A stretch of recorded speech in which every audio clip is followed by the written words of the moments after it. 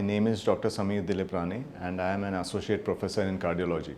My topic is on polymorphic ventricular tachycardia and I hope you enjoy it. My talk is based on this paper by Sammy Wiskin and others. This paper presents a contemporaneous classification of polymorphic ventricular tachycardia and has also proposed a step-by-step approach for distinguishing these malignant arrhythmias. The calculated rate corrected QTC interval can be done from evidence-based calculators which are widely available on the internet. Then in this paper, a three-step approach has been suggested to classify the etiology of polymorphic ventricular tachycardia. In step 1, we have to find out whether the polymorphic ventricular tachycardia is related to long QT syndrome. And in step 2, presence of an organic heart disease is to be ruled out or ruled in. In step 3, is the arrhythmia related to exercise? We shall go step by step in detail during this talk. Then the long QT syndrome leads to polymorphic VT and this is known as torsade de pointes. Torsade de pointes, a twisting of points in French, was first coined by Dessertin to describe the polymorphic ventricular tachycardia that results from the long QT syndrome caused by complete atrioventricular block. Dessertin did not recognize at the time the causal association between the long QT and the arrhythmia he was describing. Torsade de pointes was soon adopted for all forms of LQTS related tachyarrhythmias. Importantly, when recorded in multiple ECG leads, all forms of polymorphic tachycardia do not show a long QT interval. So this term has to be reserved for those arrhythmias which specifically show long QT on the baseline ECG. What is the mechanism of torsade de pointes? The genetic and acquired malfunctions of dedicated ion channels located in the myocardial cell membrane leads to reduced repolarizing currents via potassium channels of excessive depolarizing or currents via potassium channels or excessive depolarizing late sodium currents. The resulting delay in repolarization postpones the inactivation of calcium channels. This leads to excessive inflow of calcium and the formation of early depolarizations. Then the delay in repolarization postpones the inactivation of calcium channels and the resulting excessive inflow of calcium contributes to the formation of early after depolarizations. These EADs appear on the surface ECGs as pathological T waves. This ECG has been recorded at our institute and these pathological T waves are clearly seen in the ECG on the left side. The mechanism is depicted in the picture next to the ECG.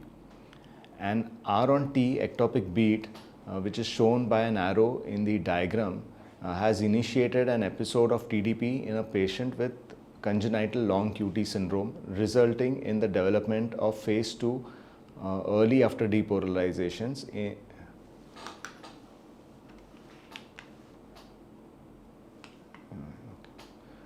So the correct diagnosis of torsade de pointes is based on the following. The likelihood that one of the congenital or acquired forms of long QT syndrome is present. Then the QT interval during sinus rhythm has to be prolonged. And third is the arrhythmia has a characteristic mode of onset. The possible causes of long QT syndrome are shown in the table and these include congenital long QT syndrome, drug-induced long QT syndrome, bradycardia-induced long QT syndrome, then post-tachycardia long QT syndrome, post-infarction or Takotsubo long QT syndrome, then hypokalemia and some other metabolic abnormalities can also cause this long QT syndrome. Hypogonadism is an cause for long QT syndrome, and then food-induced long QT syndrome. The onset of torsade de pointes is determined by two things. One is premature ventricular complexes or PVCs, which are basically early after depolarizations, which reach trigger potential and have long coupling intervals. These initiate arrhythmias. These are the ones which initiate arrhythmias. then the abnormal QT fails to accommodate sudden changes in the heart rate, and accordingly the arrhythmia onset is tachycardia or bradycardia dependent. Then in tachycardia dependent torsades, it occurs mainly in infants and patients with type 1 congenital LQTS, but may occur also in drug induced long QT syndrome, but it is rare. Then failure of the action potential to accommodate an accelerating sinus rate characteristically leads to T wave alternance, which is shown in this ECG, and it is an imminent sign for torsade de pointes. So pause dependent torsade de pointes is more common, and it is seen predominantly in adult forms in patients with type 2 and type 3 congenital long QT syndrome, and it is also seen in vast majority of cases with acquired forms of LQTS. Here a sudden heart rate slowing because of a sinus pause, or more commonly a post extrasystolic pause, leads to an augmentation of the early after depolarization amplitude, which manifests in the ECG as post-pause excessive augmentation of the T wave amplitude, often leading to giant and bizarre T waves. A vicious cycle where each pause triggers new extrasystoles creates a distinctive ECG pattern referred to as the short, long, short sequence that ultimately culminates into torsade de pointes. Now coming to the treatment of such torsade arrhythmias is basically slow intravenous bolus injection of 2 grams of magnesium sulfate is administered to suppress the onset of torsades. The effects of magnesium are often transient, so intravenous magnesium can be administered until additional therapeutic measures are instituted. Care is taken to avoid hypermagnesemia, especially in patients with impaired renal function. Considering that magnesium suppresses early after depolarizations by blocking calcium inflow, more potent calcium channel blockers like verapamil have been proposed. A single dose of verapamil in patients with heart failure may not worsen the heart failure, but has to be administered cautiously. Then mexiletine and lignocaine are late sodium channel blockers. So mexiletine has also been shown to be effective in suppressing electrical storms in both forms of congenital and acquired forms of LQTS. The authors of this paper mentioned that although lidocaine, or we use lignocaine over here, is used as a first antiarrhythmic drug, little is known about its efficacy in torsade de pointes. Then during arrhythmic storms, the arrhythmic events have a particular mode of onset. Accordingly, beta blockers are used to treat tachycardia dependent torsade de pointes. Left cardiac sympathetic blockade is required if high doses of beta blockers fail. On the other hand, shortening of the pauses that facilitate pause dependent torsades with either cardiac pacing or isoproterenol, or over here we use isoprenaline, is antiarrhythmic. Then the basic heart rate should be increased to the minimal rate that prevents pause dependent torsades, taking into account that excessive heart rate acceleration may provoke tachycardia induced torsades. Once all pauses are prevented by effective cardiac pacing, beta blockers can be then safely be initiated. Then if there is no long QT syndrome, the next step is to check for organic heart disease.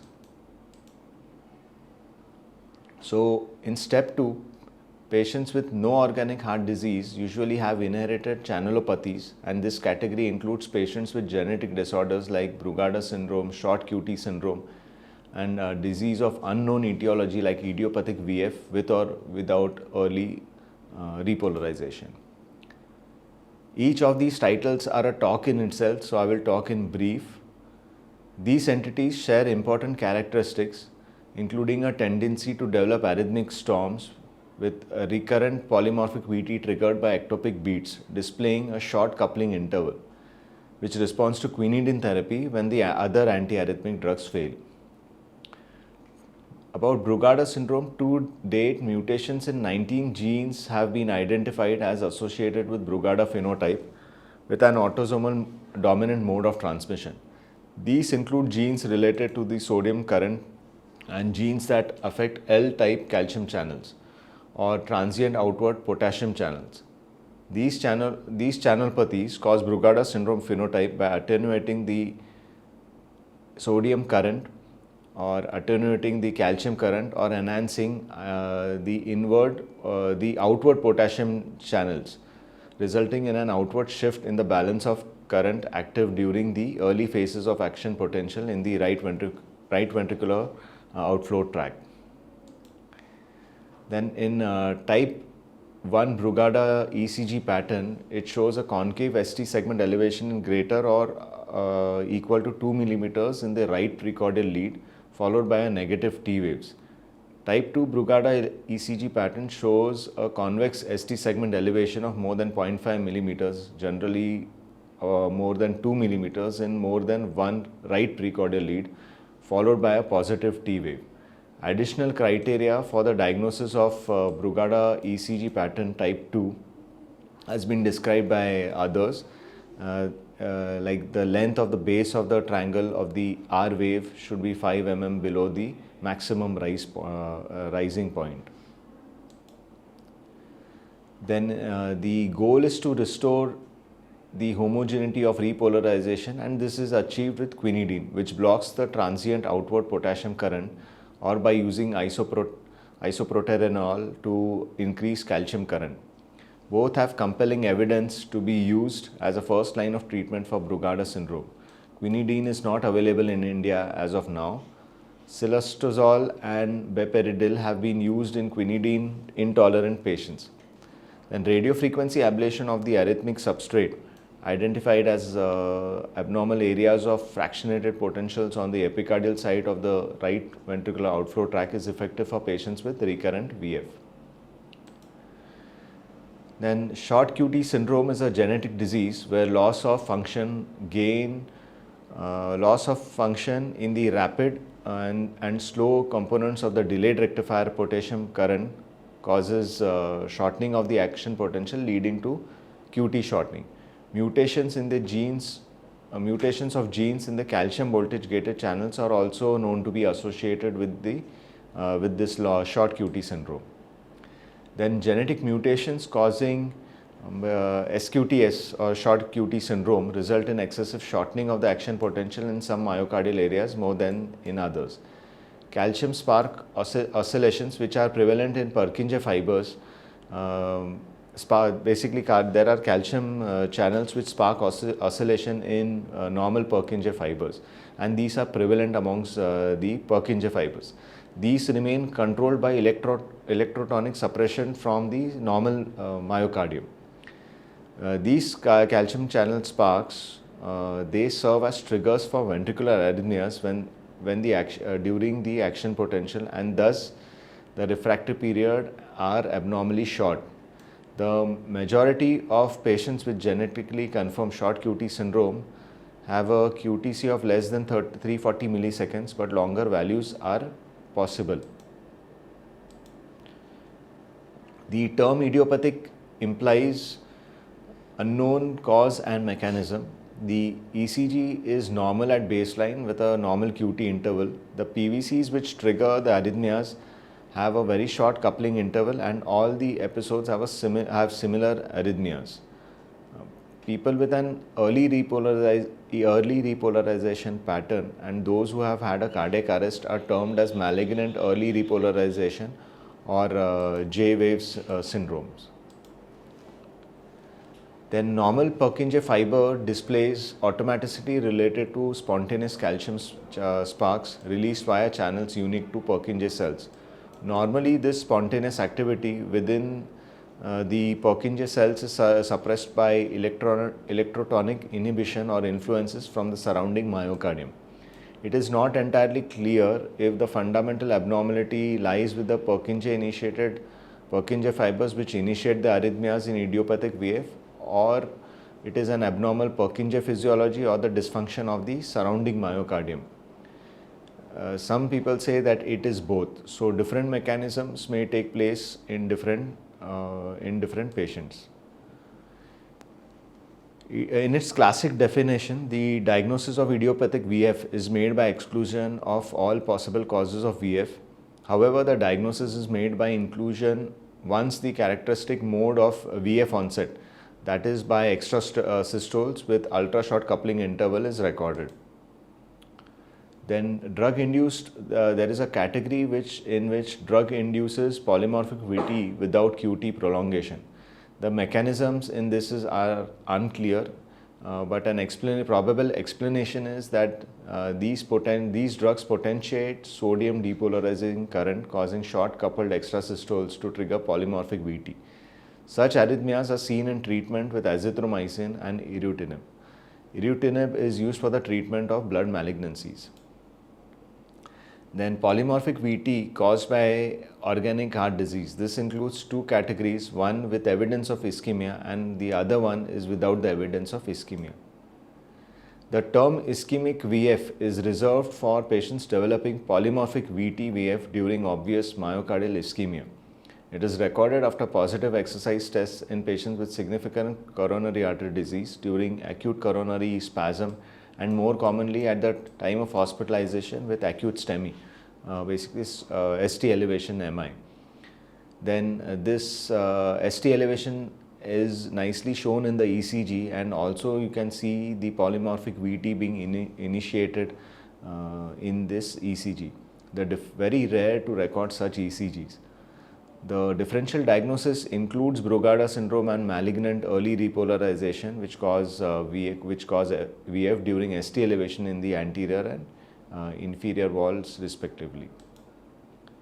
So numerous mechanisms have been explained which lead to ischemic VF. At cellular level, acute ischemia opens ATP sensitive potassium current channels and cause acidosis and hypoxia of myocardial cells. At tissue level, extracellular potassium modulates cardiac automaticity and excitability, which causes a large dispersion of repolarization across the border zone, allowing phase 2 re-entry.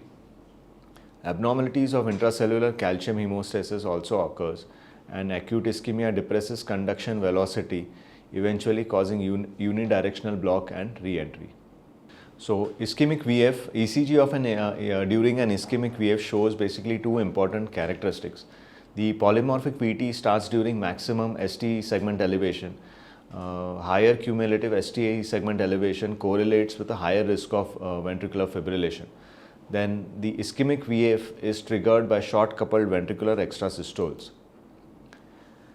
Treatment of emergency treatment of ischemic VF is guidelines basically endorse the use of intravenous beta blockers, amiodarone and lidocaine, deep sedation and urgent revascularization during recurrent events of ischemic VF.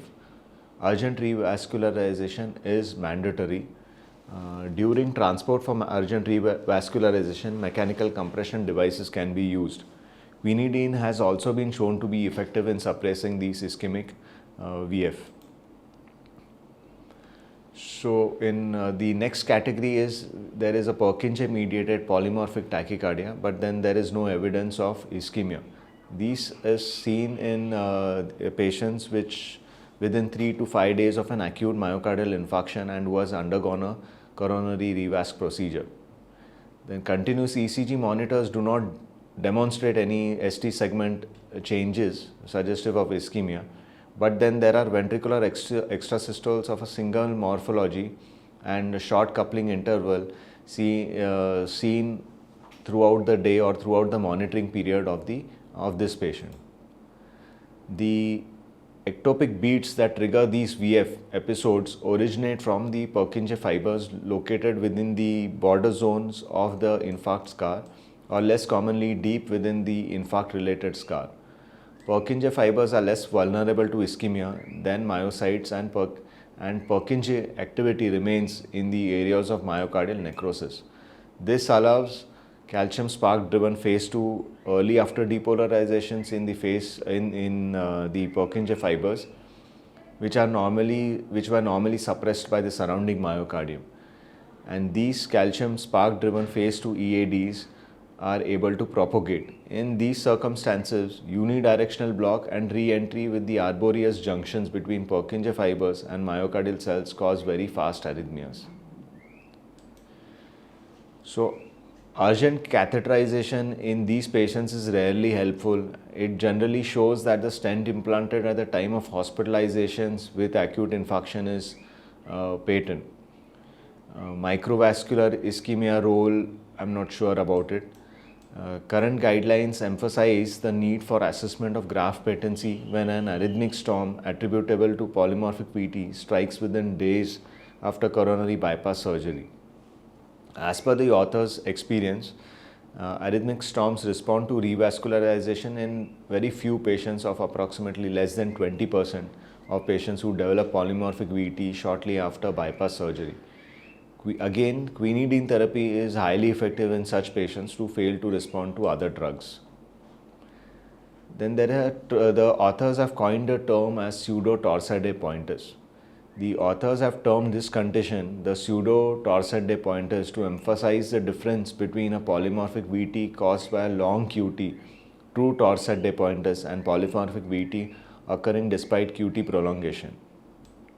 About 40% of patients with Purkinje-related polymorphic VT have a very long QT interval, either because the QT interval generally prolongs during the healing phase of myocardial infarction, or because an amiodarone therapy has been initiated.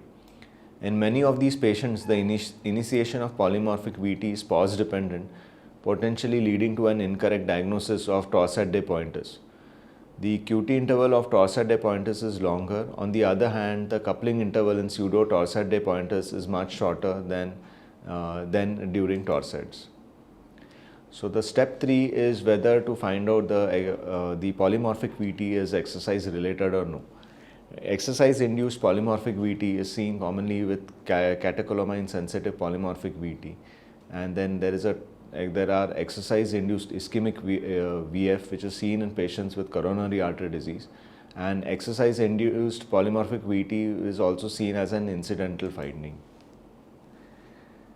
Then CPVT, or catecholamine polymorphic ventricular tachycardia, catecholaminergic polymorphic ventricular tachycardia, was first described by Comel in children with stress-induced syncope or cardiac arrest who had near or drowning episodes. Then they have a normal ECG at baseline, but reproducible abnormal ECGs are reproducible, or these arrhythmias are reproducible by provocation during an exercise test.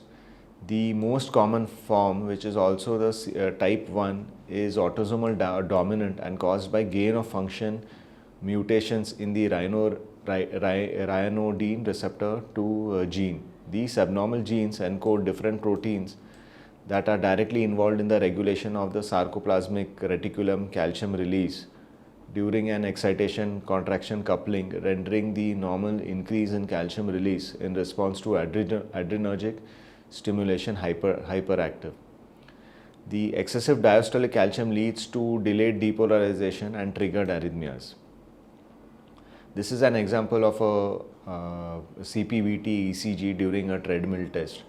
A polymorphic non-sustained VT was initiated during an exercise, and the emergent treatment is to sedate the patient for to prevent reinitiation of polymorphic VT, and it is mandatory during arrhythmic storms. Long-term prevention for arrhythmias includes a beta blocker at maximal tolerated doses. Class 1C drugs, flecainide or propafenone, are also highly effective in CPVT by blocking the ryanodine receptor calcium channels and sodium current. Cardiac sympathetic denervation is effective adjuvant treatment. Then in ischemic, exercise-induced ischemic VF is seen in patients with coronary artery disease who have tight coronary lesions. The ECG is very similar to those of an patients with ischemic VF. Then marked ventricular pre-arrest. There are few differential diagnoses when it comes to polymorphic VT on ECG. Marked ventricular pre-excitation during bursts of atrial tachycardia leads to an irregular wide complex tachycardia that may resemble non-sustained polymorphic VT, particularly if it is short lasting. Then motion of the ECG electrodes may create ECG traces that are difficult to distinguish from polymorphic VT.